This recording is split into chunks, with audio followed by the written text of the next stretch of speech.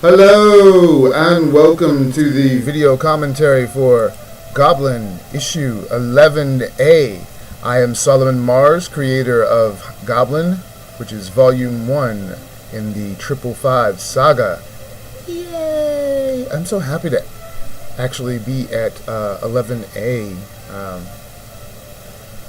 It's such a interesting point in the Red Castle story arc. I actually like this cover is simplistic as it really is. I mean, it's just Amy, against some rocks, against this little thing in the corner, which is sort of a playing around with ideas in the story. But I mean, it I don't know. It looks full to me, and while it's not very colorful, like all the colors sort of complement each other. I like that. Yeah, it's kind of fun. So we start off with 11A, Suffer. Let me see this nice little shot of the edge of Gutstown, which is really high up on this end, but of course Gutstown sort of runs along the interior of the Red Castle, so part of it is lower. Like where they first came in was within jumping distance. Someone could jump from the edge of Gutstown and, land in the boat and be okay.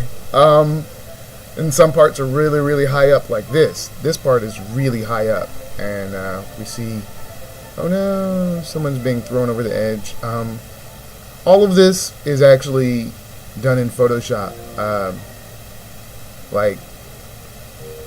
Everything except for the actual rock formation that Gutstown is sitting on. That's the only thing that was done with pencil and scanned in. Everything else was added in Photoshop when actually coloring, including the little figure of Jeff falling. There he is, falling. Oh. And I actually wanted to do a sequence where he went into the distance over 3 panels and stuff, but I really thought that was it was a little too much, considering we understand that he's falling. But again, that this whole thing it's a way, like almost pretty much everything that I do is sort of, it's just a way to tell the story or get the story through to a specific point. There are key points, key moments that are supposed to happen, and everything in between is a transition. It's supposed to lead me to that point. And so getting rid of Jeff was a way to get to a later point, because Jeff poses a problem. As a character, he would pose a problem. He would make it so that the fight would just keep going on and on and on, and I needed the fight to transition, and so I have to essentially eliminate Jeff, take him out of the equation. Let's see, yeah, sploosh, kind of like that. He's actually lucky to have landed where he landed, because some parts are very shallow and some are deeper. Where he's at just happened to be fairly deep, but not super deep, Rock Eater. I definitely wanted to make the Rock Eater do more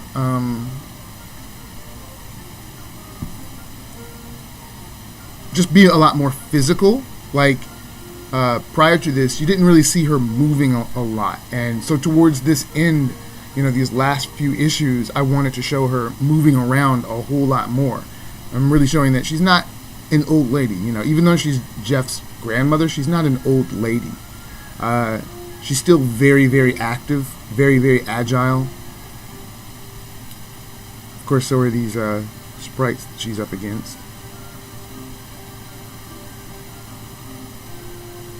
I'm not exactly sure why I decided to show a physical connection between the incantation that she did and the result of it. I don't know why I showed her throwing it physically, like an arc of spectral light, leaving her and hitting the ground just to form that, when she wouldn't even have to do that. I mean, it's the same as what she was doing earlier, except it's not taking sort of that pillar shape. It's more taking, it's like spikes. But I mean, this is again her building shapes. It's not just like Sune's chaos. This is, you know, very organized sort of logic smithing, and that hand is kind of ugly. So let's keep going. There was actually a whole fight sequence between these two that I cut out because it didn't flow the way that I wanted it to flow in my head, and it just, so I had to actually cut it. It also slowed the story down a little bit, just a little.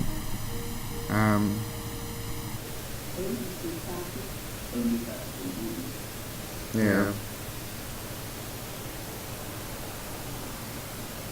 She gets caught. Another thing, I wanted to introduce the idea that she was fast early on. She was fast earlier, but even up against these guys, she's not quite fast enough. And that's just kind of playing into her. She gets tired. She does get tired, you know. It's one of those things, you know, you're expending energy affects you more the older you get. You have boundless energy when you're young. Of course, you tend to sleep longer though to recuperate. But when you're older, you exert less energy. You have the ability to exert less energy as you get older. I mean, yeah. Make sure I worded that right. Yeah, you can't exert as much energy. Not for extended periods of time, and so it's kind of, she is slowing down, but she's still very agile and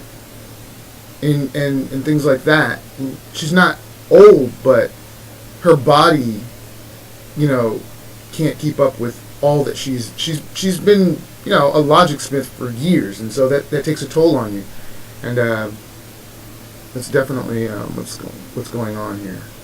I was going to play it up a little bit more in these issues, and I decided to leave it and kind of extend that whole concept throughout the rest of the story. Not just this arc, but the mini arc that happens after the Red Castle arc. And I love this, you know, his reaction to, you know, being stabbed by all these spikes. It's awesome. I was going to actually extend this whole thing where he's water-based. This particular sprite is actually water-based. And he's almost like a big water creature, you know, like sort of water orb. And just kind of Hiraki to realizing that she can't really harm him in that way. It'll only slow him down. Which technically, if she kept doing it over and over and over and over, eventually it would affect the sprite in a way that it would start to injure him, and yeah. But she doesn't have that kind of time. She really doesn't want any of this to take place where it's taking place. She wants to kind of get away from the people, draw them away from the town and everything.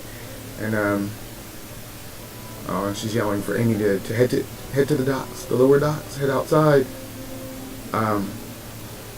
Which was where originally most of this was supposed to actually take place outside of the Red Castle, and I thought it would be better for a lot of this to take place inside versus outside, just because it seemed like there was more at stake if they were inside.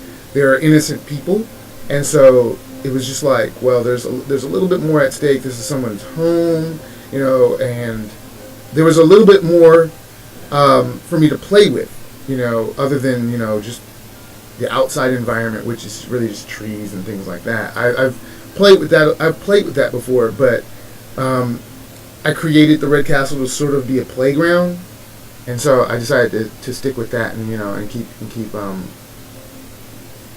playing around in it, because I felt I hadn't quite explored it enough, and I was already about to leave the castle almost completely. And so I changed the story so that the things that were taking place took place inside. The pretty much the issues after this one were all supposed to be pretty much outside. So wonderful rewrites. Hooray for rewrites. And that's what I was saying, where I like to keep the story kind of open and adaptable, whereas I know all the key points, I know all the key arcs, I know, from beginning to the end and everything, all these key points in between, but the little details inside of each issue kind of are created as I go, and this is one of the reasons why I do that, is so that I can make changes like that, where within this story I knew all the key points that were supposed to happen, but I was able to actually readapt where they were taking place. And that's something hard to do if you definitively go ahead and write your entire story.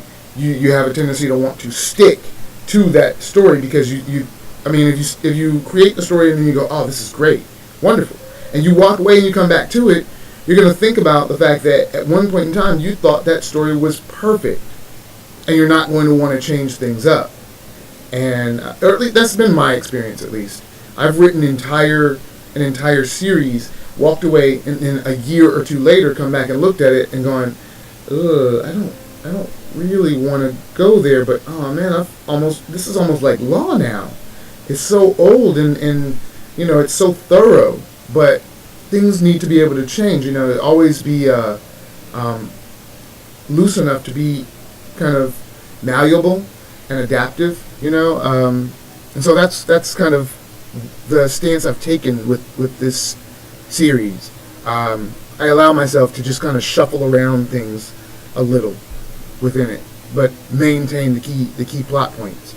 And I like that. It was almost like if I have actors on a stage and the actors still stand there, and I just took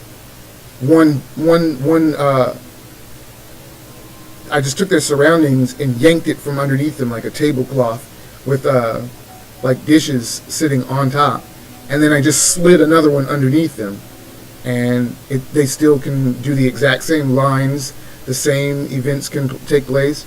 Of course, well, they're slightly altered. Some of the events are slightly altered, but we'll actually get to those when we get to those issues. Oh yes, Sunny and Sapphire, full of themselves, finding it very amusing that little bitty Amy, this little kid, is actually charging at them. And so you kind of see sort of that arrogance of Sapphire come out, that she's willing to charge right at Amy herself. Especially since, well, they know she's not a logic smith, so she poses no threat. She's just this little girl. But Amy, is very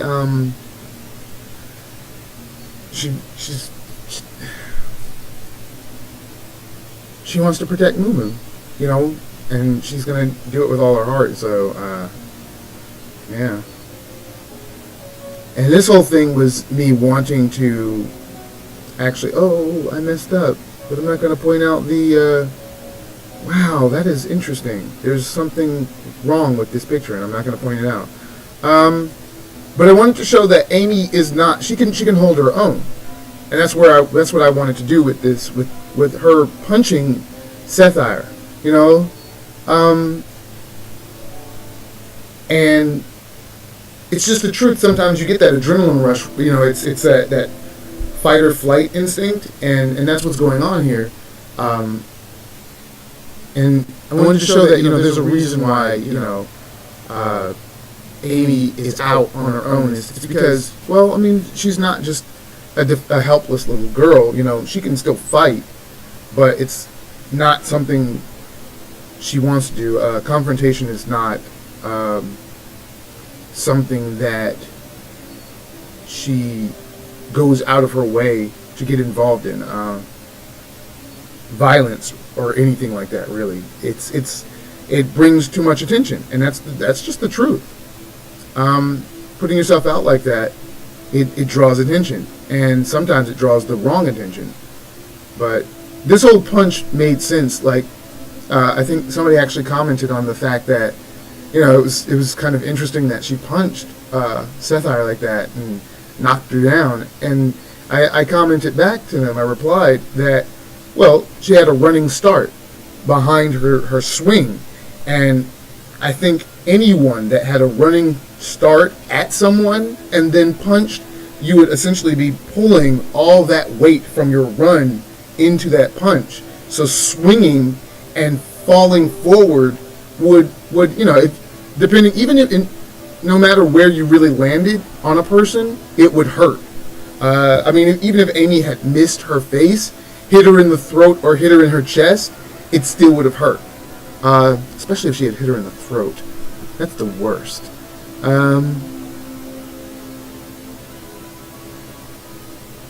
I've accidentally missed and hit someone in the throat and not in the face, but it was still essentially effective and shocking for both of us.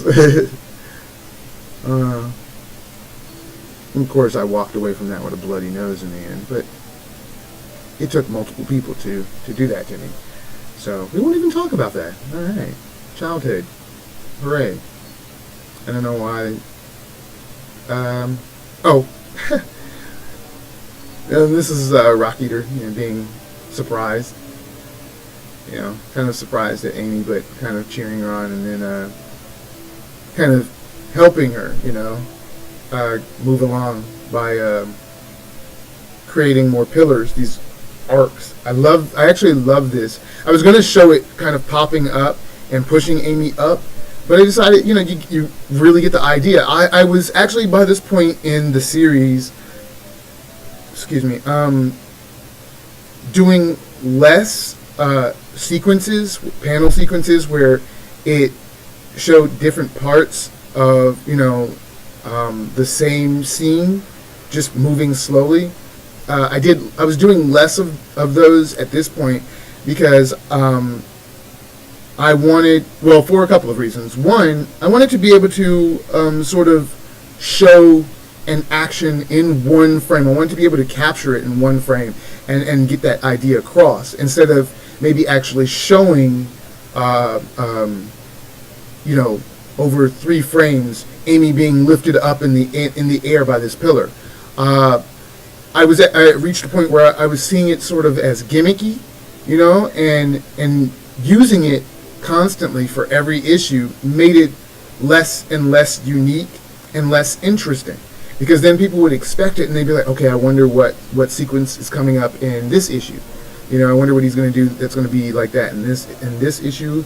And they would look for it, or they would just be really bored by it. And I didn't want readers to get bored by it, or look for it. So I decided not to use it as much.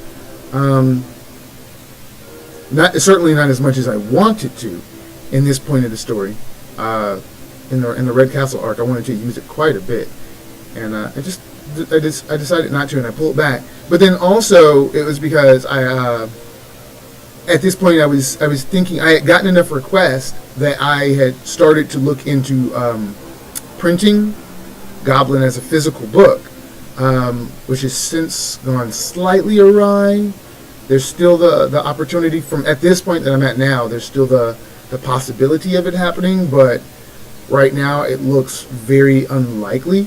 But part of the problem was the sequential panels, where they were happening in a very specific sequence. It didn't go over well in printed format because some things are so subtle. Like sometimes it's as simple as an eye movement, and it works for a format like this where you're only seeing one panel at a time. But in order to cut costs, I was having to lay the actual physical book out in sort of a 2-panel per page layout, and so some sequences, they just kind of lost their potency that way. A lot of the book it overall lost its potency that way. It was really sad, but we'll see how printing turns out later. There is the possibility of printing the book in a very linear fashion where you only see um, one image at a time.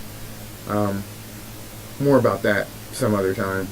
Maybe not even on a commentary now that I think about it. I just happen to be thinking about it. I love this sort of arc, that's happening over her. And this is what I'm talking about. This was supposed to move over her head. You were going to actually see the arc building over her. And it was just too much because the sequence before it was going to be a 3-page sequence, and then this would have been a 3-page sequence, and then this would have been a sequence. Probably not 3 pages, but about 2. And it just would have been way too much. It would have almost been like filler, and I decided against it. It's just too much. Oh, yeah, that's right. Kele and Loomer.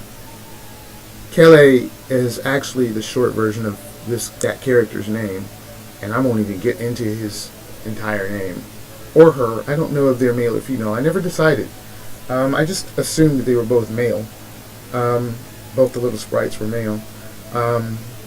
Kele is the green one, the water sprite, and Loomer is the cat-like orange one, the fire sprite.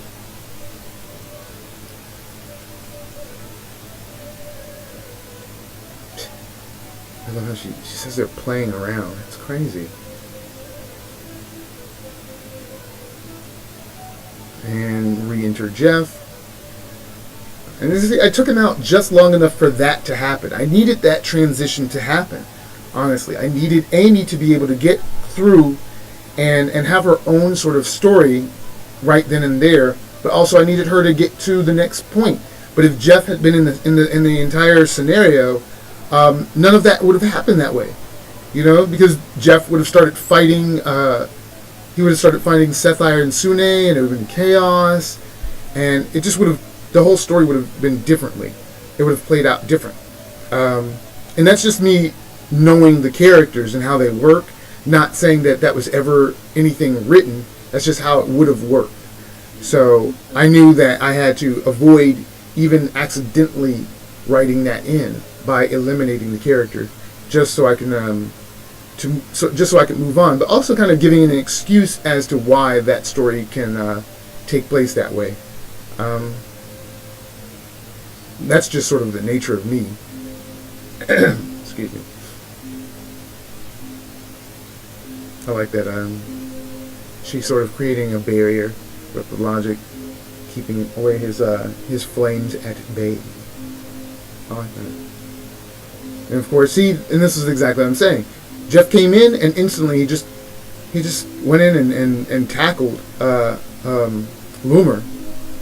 Just knocked him over. I really don't like this depiction of Loomer. It's seriously off model. Like his face is too wide. It's supposed to be almost it's sort of pill shaped, and I was just like, I wasn't really interested in drawing the character at this point, and I had to just deal with it. I wasn't having fun with Loomer. Kele, well, I had plenty of fun. That particular sprite actually did change quite a bit from the original. I guess I'll actually have to do that sketchbook now that I think about it. At Goblyn sketchbook, where I actually show all their sketches and drawings, but that character has changed a few, at least in the face. There was a version with eyes and I think with a slightly different mouth. Some alterations to design, just shape differences, things like that. But this is definitely the one that I went with. And basically, then the next couple of issues, there are some hints at the relationship between Jeff and Rockeater, in that some of the things that Jeff has been doing up to this point were obviously taught to him by the Rockeater. This is one nod to that. You see the Rockeater actually containing Kele's feet in rock, sort of petrifying them, solidifying them, the same way that Jeff did. Well, not exactly the same way, but close, very close to the way that Jeff did to the arachnid creature way back in 6B, I believe. This, of course, is a stronger incantation. I think Jeff's was he was using a weaker version, but this one is stronger, hinted, by the color. But still, it's the same. And this isn't the first time that this kind of thing is done, where I show something that Jeff has done was actually something taught to him by Rock Eater. I'll note the other time. It's in a later issue, so hopefully you check out that issue's commentary as well. Hopefully. So then you catch back up with this figure here, who is actually Amy running. I just wanted to show how Gutstown and this whole lower area was built, so that you see that it sort of comes into a ramp. It flows up and down, and she's sort of coming down the ramp towards the shore on the way out, heading towards the outside. And there's nothing really out here, but something has caught her eye. And then Sethai and Sune sort of catch up, but not really. And show that they're not as good at tracking down people without 26.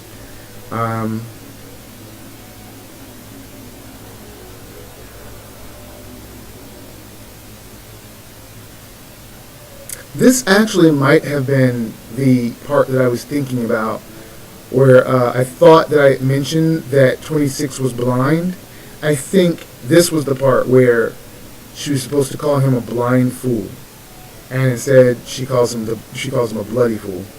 I think maybe this is that part. I mentioned in an earlier commentary. It really feels like a missed opportunity. If I actually didn't mention that he was blind, it really feels like a missed opportunity.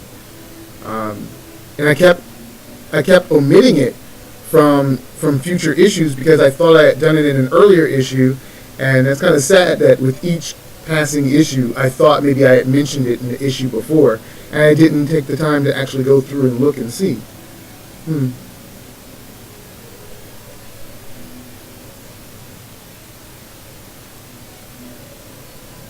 Well,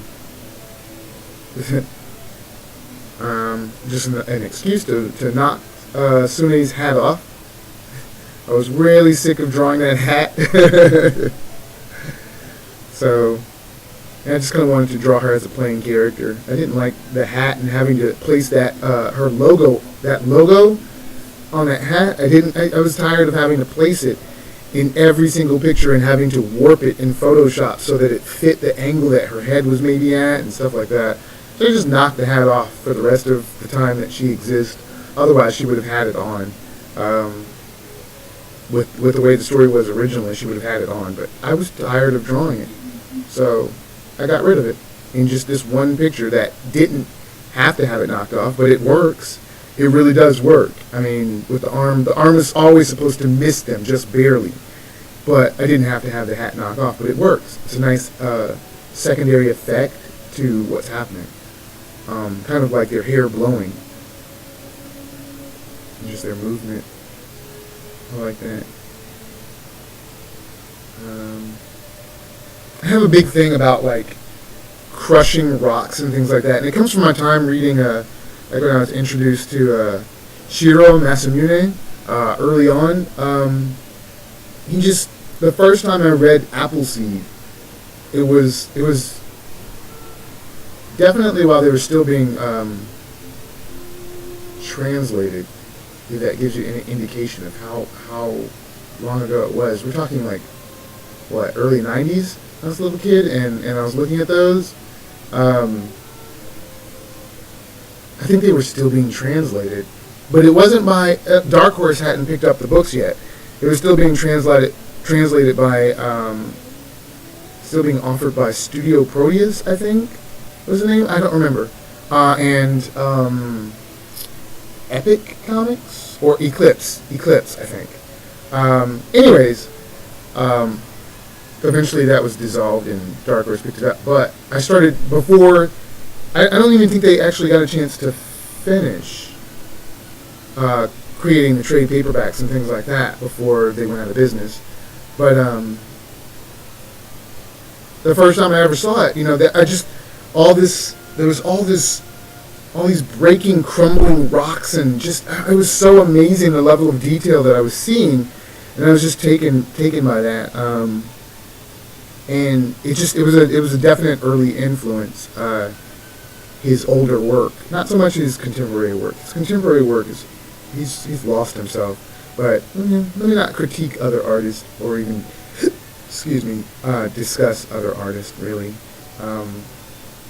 Not Shiro at least. I'm not sure exactly what he's doing now. It's so bizarre, the turn that he's taken. But his older work, definitely. His older work is a big influence on me. I mean, all his work, from his early 90s work, definitely his 80s work, and even to some degree his work from the late 70s, early 80s, which very much looks like Japanese styles from that particular era. That era of anime and manga, it looks like that, and so I just love that look. But he was a great influence as far as rock detail and things like that. So Sune just got a hold of this thing, and I was going to show her like her feet really ripping into the ground as she was being pulled back by the retraction of the arm, but not necessary. And here's Amy piloting the thing. I'm not even sure how I came up with this idea of showing this. I was going to just show the interior and leave it at that, but I decided that this would have made a cool image, showing the robot sort of translucent like, and showing Amy inside piloting it. And I decided not to get really technical with how it works, because it's unimportant. It's just just important enough that it works. And that's something that I had to let go, is that idea of making things so realistic, not just for myself but for the readers, so that it's 100% believable. And the problem with that is when you start pushing like that, suddenly you find yourself caught up in those details of how engines work, and how the functionality of just motor works, and certain mechanisms, and it can actually be very overwhelming unless you're into that kind of thing. And so that's what happened to me early on when I started making comics. I got very caught up in the functionality of like things like mechs and stuff like that, and how they worked in those different worlds that I was creating, and it became overwhelming with one series that I was doing, and I lost myself in it, and it wasn't really important, because it was only interesting when you saw like a stripped down model, and even then it's only interesting to people that are interested in that kind of stuff, and I'm not especially interested in it. Like, I guess this kind of plays back to sort of like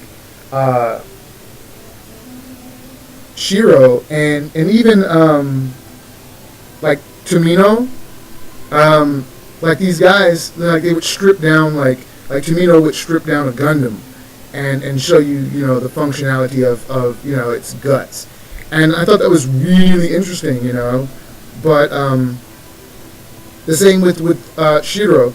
He would strip down his mechs sometimes in drawings, and they'd be the same ones that were depicted in Appleseed or even similar. And I was just like, wow, he really knows what he's doing. And the thing was, these guys were just into that kind of stuff. They were into the functionality of machines in that way. But I wasn't. So when I tried to replicate that sort of sensibility, it really put a strain on me. It was really stressful trying to create a true functionality, something where people would go, "Oh, that might actually work in the real world if we could apply that kind of science." And it's just too much. It should be imaginative and inventive. And so that's where I decided to take this, and even before this, I had made that decision where I was gonna just kind of, things don't always have to be 100% explained. There's some aspects of this world and even other worlds that I explain in serious detail, and it's only because it was actually fun for me. Whereas there are other things like this mech that I don't feel that I should explain. It's just, hey, yeah, take it for what it is, It's just fun. It's functional. It's something functional to the story. And I just thought it looked, like the whole idea of, the pulley strings, like sort of puppet, sort of like a marionette, and you're pulling it with your fingers attached to cords and things like that, and the arms sort of being inside sort of slings that you pulled along too. That's something that carried over across a lot of different stories that I've told, and it's just fun. It's just kind of a fun way to show things. But the way that it functions, who cares? So I apologize for that sort of that talk about it, but I guess it was sort of explanatory. It made sense in context. And the guns in the hands are kind of fun.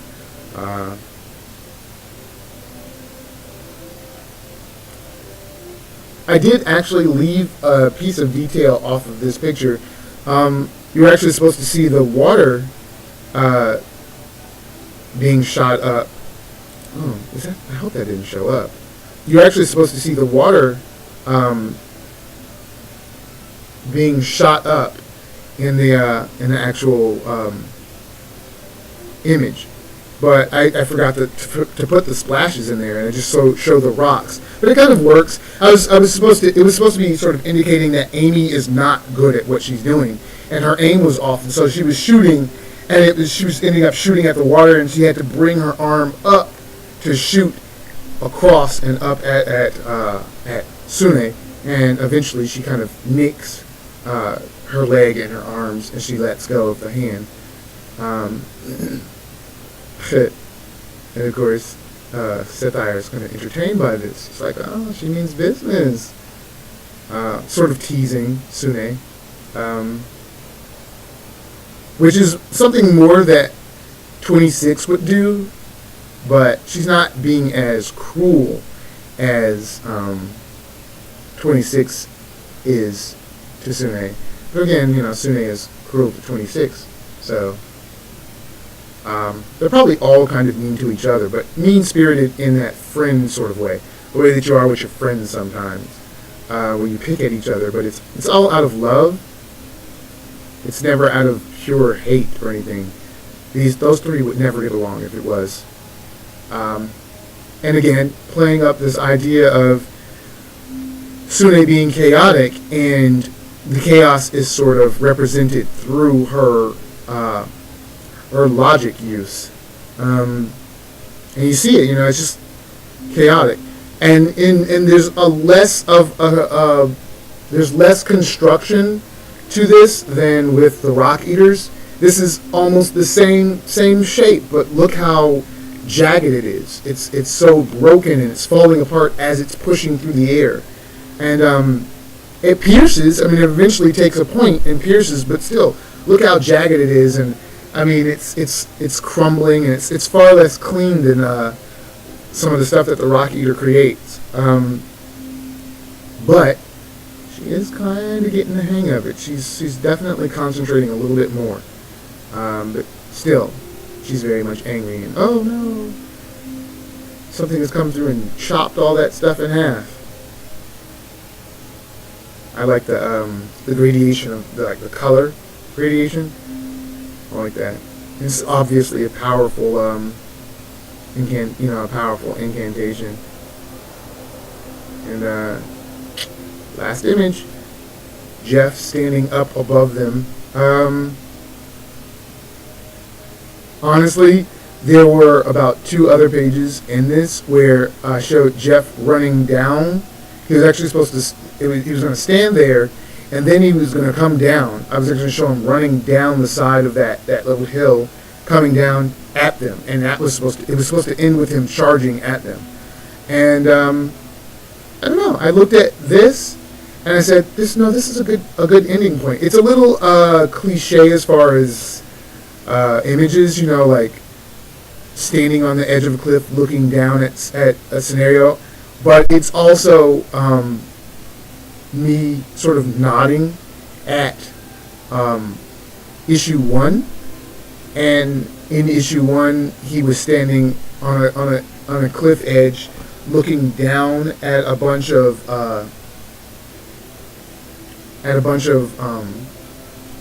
sprites, and I sort of wanted to nod kind of at that, sort of picking fun at myself,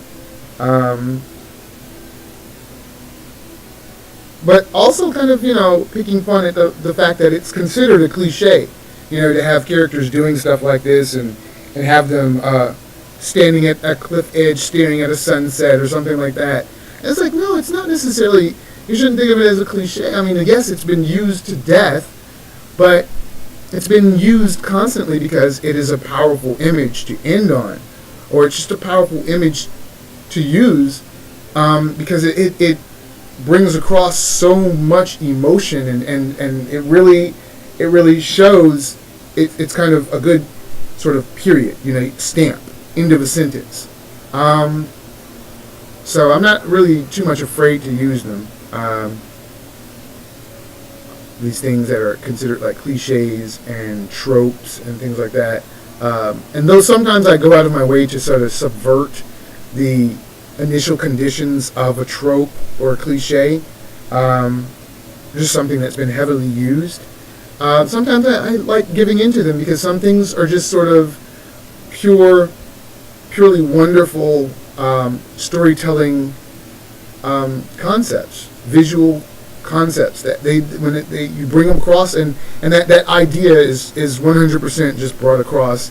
The reader understands it, the artist understands it, everyone understands what's being delivered, and it can still be impactful even if it is something that's been used 100,000 times before. So yeah, so thank you for joining me on this little commentary. This one was actually a little short and compared to some of the other ones, but fun. Definitely pick back up, and the story gets kind of interesting with 11B.